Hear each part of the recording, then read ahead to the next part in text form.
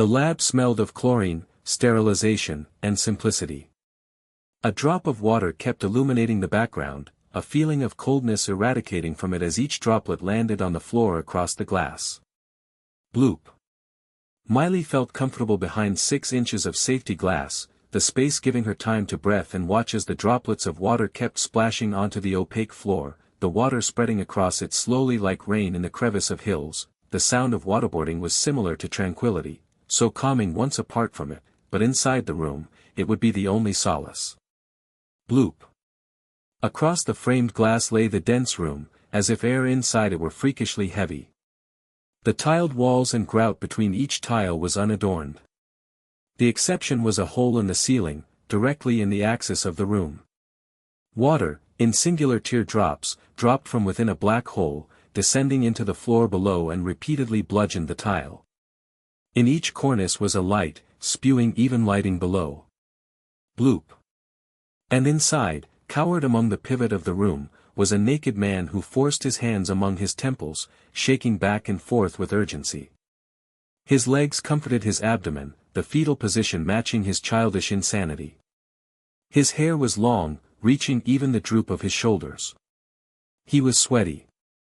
The grease in his hair made it sleek and tangled, the brownish color almost shining under the glare of a light.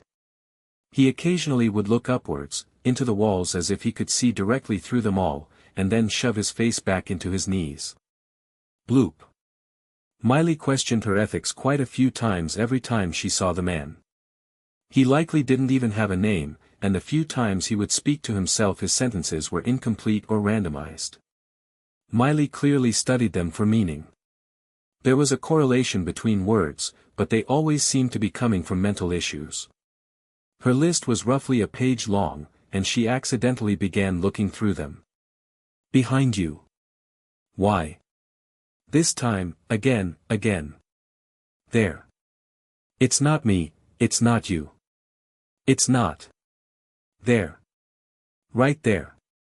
The man suddenly yelled, and Miley jumped as his face was suddenly smashed against the glass, an eyeball tracing her every movement. Her heart slowed once more, but the shock didn't go away as fast. Her body inched towards the glass, his fattish, naked body pressed into it. Bloop. She was given an instruction sheet, which informed her to never speak to the man. Under no circumstance, whether he seemed to be speaking to her or past her, never could she speak to him. This forebodes her from singing, passing the time by reading aloud, and talking whatsoever. Miley thought it understandable, and speaking to this man didn't prove all that hard not to do. He seemed frantic at all times, and a conversation with him would likely revert his mental state into a downward spiral. Miley knew that. But confinement must be an awful, crushing thing. Those walls likely closed every day.